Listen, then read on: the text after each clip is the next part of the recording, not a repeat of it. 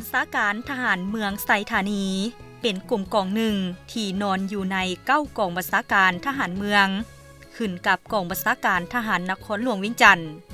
และภายใต้การซี้นำพาโดยกรุงหอบด้านกองบัญชาการทหารเมืองไซธานีมีภาระบทบาทหน้าที่เป็นเสนาธิการทางด้านเวียกงานป้องกันชาติป้องกันความสงบให้แก่คณะภาคกองบัญชาการทหารนครหลวงเวียงจันทน์และองค์คณะภาคเมืองไซธานีระยะผ่านมาการจัดตั้งปฏิบัติเวียกงานก่อสร้างรากฐานการเมืองโดยปฏิบัติตาม4หน้าที่ใหญ่สรุปแผนงานของคณะภาคกระทรวงป้องกันประเทศวางออกโดยเฉพาะแผนเวียกงานก่อสร้างรากฐานการเมืองติดผ่านกับการพัฒนาชนบทในทั่วเมืองให้มีความสงบได้แต่งตั้งพนักงานจำนวนหนึ่งลงก่อสร้างรากฐานการเมืองพัฒนาชนบทหอบด้านตาม4เนื้อใน4คาดหมายติดพันกับเวียกงาน3สร้างคือสร้างแขวงเป็นหัวหน่วยยุทธศาสตร์สร้างเมืองเป็นหัวหน่วยเข้มแข็งหอบด้านและสร้างบ้านเป็นหัวหน่วยพัฒนาก็คือสร้างบ้านน้อยให้กลายเป็นบ้านใหญ่สร้างบ้านใหญ่ให้กลายเป็นตัวเมืองน้อยในชนบทสหายพันโทบุญแพงปิ่นพญาหัวหน้าการเมืองกองบัญชาการทหารเมืองไซธานีได้ให้ฮู้ว่ากองบัญชาการทหารเมืองไซธานีของพวกเราเป็นกลุ่มกองหนึ่งที่นอนอยู่ใน9กองบัญชาการทหารเมืองขึ้นกับกองบัญชาการทหารนครหลวงเวียงจันทน์ภายใต้การชี้นำพาโดยกองฮอบลานจากองค์คณะพรรคกองบัญชาการทหารนครหลวงเวียงจันทน์ก็คือองค์คณะพรรคเมืองไซธานีมีภาระบทบาทหน้าที่เป็นเสนาธิการทางด้านเวียกงานป้องกันชาติป้องกันความสงบให้แก่คณะพรรคกองบัญชาการทหารนครหลวงเวียงจันทน์ก็คือองค์คณะพรรคเมืองไซธานีสมทบกับบรรดากลุ่มกองเพิ่นอำนาจปกครองท้องถิ่นปกปักรักษาเขตน้ำแดนดินไว้ให้มั่นคงรับประกันให้เมืองไซธานีมีเสถียรภาพทางด้านการเมืองมีความสงบมีความเป็นระเบียบเรียบร้อยปลุกระดมโทปงโสดลาวบรรดาเผ่าเขาร่วม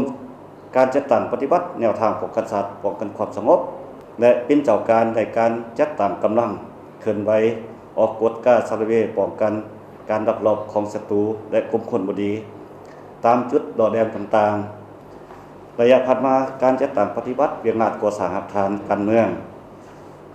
โดยปฏิบัติตาม4หน้าที่ใหญ่เสาแผนงานของคณะพรรคกระทรวงป้องกันประเทศวางออกเมืองไซธานีของพวกเราถือว่าเป็นเมืองนึงที่กว้างใหญ่อยู่ในนครหลวงเวียงจันทน์มีเนื้อที่ทั้งหมด916กิโลเมตรบนทนมีชายแดนติดกับบรรดาเมืองทิศเหนือติดกับเมืองทรคมแขวงเวียงจันทน์และภูเขาควายทิศใต้ติดกับเมืองไสยศาและจันทบุรีทิศตะวันออกติดกับเมืองปางงึมทิศตะวันตกติดกับเมืองสีโคตตะบองและเมืองนาสายทองพลเมืองมีจำนวนบ้าน104บ้านจัดตั้งเป็น11กลุ่มกะเทียนแบนออกเป็น5ตาแสงตอนนี้ 3,300 หน่วยมี48,708 หลังคาเรือนและ 46,860 ครอบครัวมีพลเมืองทั้งหมด 245,498 คนยิ่ง 126,041 คนเวียกงานก่อสร้างรากฐานการเมือง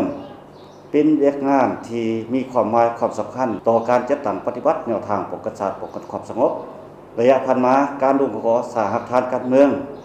แม้นมีความหมายความสำคัญเป็นเวียกงานยุทธศาสตร์ของพรรค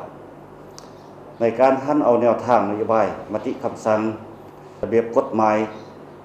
ของกระทึงก็คือชี้เนื้อในชี้ขันหมายลุ่มก่อสร้างรากฐานถึงพ่อแม่ประชาชนบรรดาเผ่าตามแผนยุทธศาสตร์ของพรรคสร้างแขวงให้เป็นหัวหน่วยยุทธศาสตร์สร้างเมืองเป็นหัวหน่วยเข้มแข็งหอบด้านและสร้างบ้านเป็นหัวหน่วยพัฒนาฉะนั้นต่อกับเวียกงานป้องกันชาติป้องกันความสงบก็แม่นแน่ใส่สร้างตานางสืบข่าวประชาชนสร้างได้กำลังรักแดงกันได้บรรดาเป้าหมายนอแนงที่สร้างความบ่สงบอยู่ได้สังคมสามารถแก้ไขทันเวลาและถึงเป้าหมายต่อกับเวียกงานดังกล่าวคณะพรรคคณะบัญชาของพวกเราได้มีการชี้นำบัญชา ได้เลือกเฟ้นเอาพนักงานผู้ที่มีคุณทัศน์การเมืองมีความรู้ความสามารถหันลุงก่อสร้างอาคารตามแบบมุดเสือประจำอยู่11กุมภาพันธ์ในการจัดตั้งปฏิบัติเรื่องงานก่อสร้างอาคารการเมืองอยู่ในกลุ่มกองของพวกเราเนี่ยทุกๆอาทิตย์พวกเราได้มีการเข้าร่วมการส่องแสงของบรรดากลุ่มบ้าน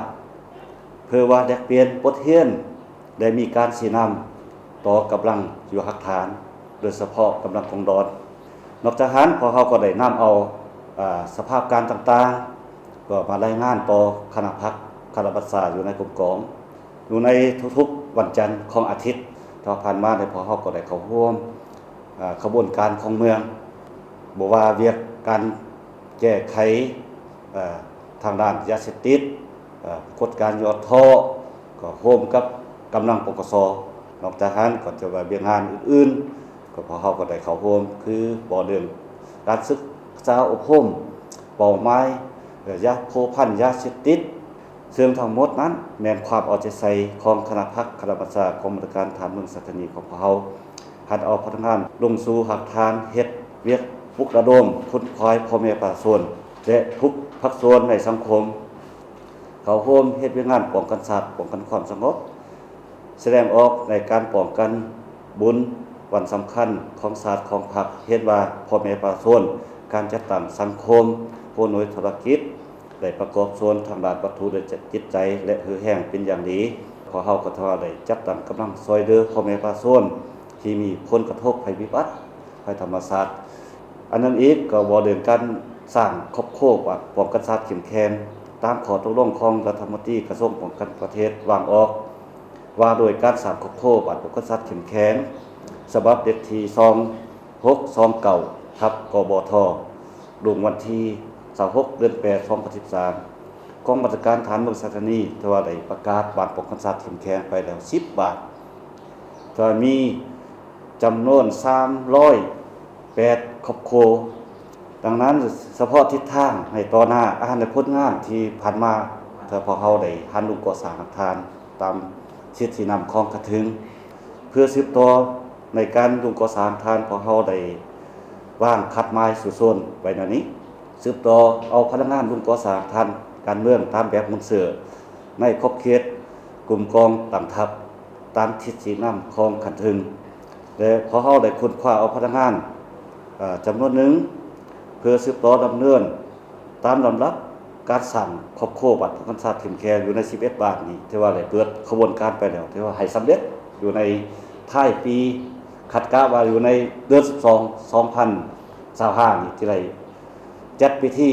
มอบใบอย่างยืนอยู่ใน11บาท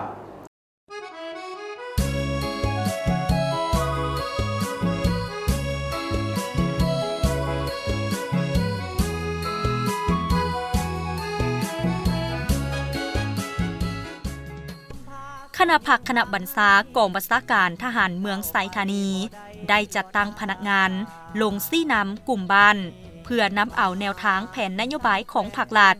ไปจัดตั้งปฏิบัติเผยแพร่เอกสารต่างๆของพรรคให้พ่อแม่ประชาชนเสื่อมซึมเข้าใจอย่างลึกซึ้งนอกจากนั้นยังได้ติดตามจำแนกได้มิตรศัตรูกลุ่มคนบ่หวังดีค้าขายเถื่อนสิ่งที่ผิดกฎหมายเป็นหูเป็นตาให้กับบ้านเฮ็ดให้สภาพมีความสงบสหายพันโทสายสวัสดิ์มโหศึกหัวหน้าแขนงก่อสร้างหักฐานกองบัญชาการทหารเมืองไซธานีได้ให้ฮู้ว่าแขนงก่อสร้างหักฐานเป็นแขนงการหนึ่งที่ว่าขึ้นกับกองบัญชาการพัฒนานี้มีจำนวนพลอยู่ในกองกองและแม่นมาอยู่16สหายแล้วก็ได้ลงประจำกลุ่ม11กลุ่มในการอำพาแผนการไปก่อสร้างหักฐานอยู่ในกลุ่มนั้นแม่นได้จัดตั้งพนักงานลงประจำกลุ่ม11กลุ่ม11สหายภายในเมืองไซธานีโดยปฏิบัติตามที่ชี้นำของคณะพรรคคณะบัญชาในการลงก่อสร้างหักฐานการเมืองพร้อมทั้งนำพาแผนการต่างๆลงไปหาบ้านในการจะตั้งปฏิบัติระบบส่องแสงประจำอาทิตย์และแม่นปฏิบัติปกติเพื่อรายงานสภาพเวียกที่เฮ็ดได้ภาคเสนอต่างๆนั้นเนาะในการลงก่อสร้างหักฐานการเมืองพวกเฮาแม่นได้ปฏิบัติตามที่ชี้นำของขันเทิงโดยเฉพาะแม่นการลงหักฐาน4เนื้อใน4คาดหมายเนาะรวมมีแม่นเวียกงานสร้างครอบครัวและบ้านป้องกันชาติเข้มแข็งและเวียกงานก่อสร้างการเมืองรับใช้ในการสู้รบ วียกงานก่อสร้างฐานมูลเสื้อนี้ได้แม่นได้พัวพันแลกเปลี่ยนบทเรียนนำบ้านเนาะเพื่อจะตั้งปฏิบัติแนวทางต่างๆของพรรคของรัฐเนาะเวียกงานควรคนที่บ่ดีและก่อสร้างพนักงานหลักแรงได้แม่นได้เฮ็ดเป็นระยะอิงใส่สภาพในความเหมาะสมผ่านการปฏิบัติตัวจริงอยู่กับขันกลุ่มสีนำต่างๆนั้นเห็นว่าพ่อแม่ประชาชนอำนาจการปกครองบ้านและแม่นให้ความร่วมมือเป็นอย่างดีอย่างแข็งแรงเนาะมันแสดงออกในการปฏิบัติคำสั่งหรือว่าปฏิบัติในการป้องกันเวรยามต่างๆวันสำคัญต่างๆของพรรคของชาติเนาะก็ได้สมสุดหัวแหงเงินคำวัตถุจิตใจใส่กับงานของเราให้สำเร็จ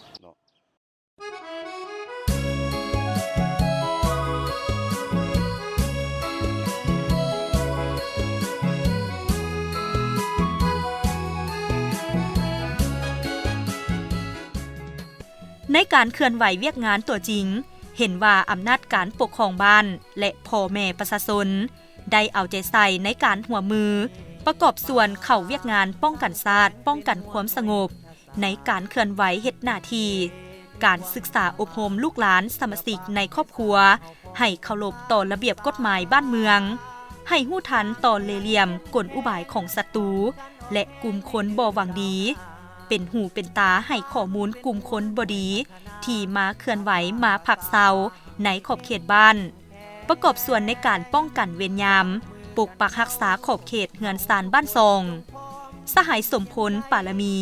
นายบ้านด่านสร้างเมืองไซธานีแขวงนครหลวงเวียงจันทน์ได้ให้สัมภาษณ์ตื่มว่าบ้านด่านสร้างเป็นบ้านหนึ่งที่นอนอยู่ใน8บ้านของกลุ่มบ้านไซในจำนวน104บ้านที่ขึ้นกับเมืองไซธานีมีที่ตั้งห่างจากองค์การปกครองเมืองไซธานีประมาณ 1.5 กิโลเมตรมีชายแดนติดกับบ้านอ้อมข้างคือทิศเหนือติดกับบ้านโนนซาและบ้านโนนโบแก้วทิศใต้ติดกับบ้านโนนติวทิศตะวันออกติดกับบ้านดงมะขายทิศตะวันตกติดกับบ้านห้วยเด่นเมืองและบ้านห้วยเตยภายในบ้านของพวกเรามี936ครอบครัว936หลังคาเรือนแบ่งหน่วย10หลังคาเรือนมี83หน่วยมีจำนวนพลเมืองทั้งหมด 4,848 คนหญิง 2,532 คนการประกอบอาชีพของพ่อแม่ประชาชนภายในบ้านมันมีหลากหลายอาชีพที่แตกต่างกันคืออาชีพพนักงานรัฐกรรัฐวิสาหกิจรวมเอา 30% อาชีพค้าขายแล้วเป็น 20% อาชีพกรรมกร 30% อาชีพชาวเกษตรกร 13% และนักเรียนนักศึกษา 7%วันเรื่องเวียงงานป้องกันชาติป้องกันความสงบเนาะถือว่าบ้านพวกเราได้ปรับปรุงและก่อสร้างปกสของร้อนบ้านภายในบ้านประกอบมีกำลังปกสหรือว่ากองร้อนมีอยู่13สหายกำลังปกสแล้วมัน5สหายถือว่าทั้ง2กำลังได้เอาใจใส่ในการเฮ็ดหน้าที่ตามพระราชบัญญัติอย่างเข้มงวดและได้ผ่านการจัดตั้งเวรยามเป็นปกติได้ผ่านการฝึกแอบศิลปะยุทธวิธีที่กองบัญชาการทหารเมืองและกองบัญชาการปกสเมืองจัดขึ้นจัดตั้งเวรยามเป็นปกติเอาใจใส่แก้เวียกงานวาระแห่งชาติต้นปัญหายาเสพติดการแก้ไขปรากฏการโยนโทษต่างๆแก้ไขปัญหาข้อขัดแย้งภายในบ้านเอาใจใส่โฆษณาเผยแพร่เวียกงานป้องกันชาติป้องกันความสงบว่าถึงการร่วมมือและการผูกพันระหว่างบ้านด่านสร้างของพวกเฮากับกองบัญชาการทหารเมืองแม้นเป็นลักษณะแบบพิเศษเนาะเนื่องจากกองบัญชาการก็มีที่ตั้งอยู่บ้านด่านสร้างของพวกเฮาเฮ็ดให้มีการรู้จักฮักแพงซึ่งกันและกันอย่างแน่นแฟ้นระหว่างประชาชนและกองกำลังทหารก็คือกับคำขวัญที่ว่าทหารกับประชาชนคือป่ากับน้ำการปฏิบัติหน้าที่การเมืองของกองบัญชาการทหารเมืองไซธานีในการสุ่มใส่เวียกงานก่อสร้างรากฐานตลอดระยะสุ่มปีผ่านมาเห็นว่าอยู่ในความรับผิดชอบขอบเขตเมืองไซธานีแม้นมีความสงบคณะบัญชากองบัญชาการทหารเมืองไซธานีแม้นได้เฮ็ดสำเร็จหน้าที่การเมืองของตนเฮ็ดให้พ่อแม่ประชาชนในขอบเขตรับผิดชอบเข้าใจต่อแนวทางนโยบายของพรรคกฎหมายของรัฐและพร้อมการประกอบส่วนในการพัฒนาชีวิตการเป็นอยู่ของพ่อแม่ประชาชนให้อยู่ทางทำมาหากินสังคมมีความสงบศิวิไล